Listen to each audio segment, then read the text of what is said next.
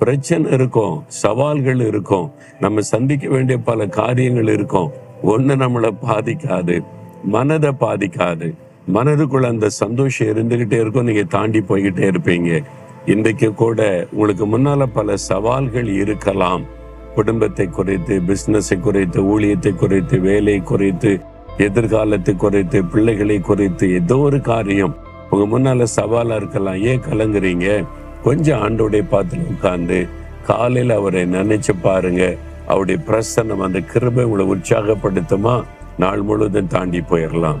நான் கூட அப்படிதான். காலையில எழுந்தா இன்னைக்கு என்னென்ன நிகழ்ச்சிகள் நீ பார்த்தா, இருக்கிறதே பகல் முழுவதும் 12 மணி நேரம்னா அது 20 மணி நேரம் வேலையா இருக்கும்.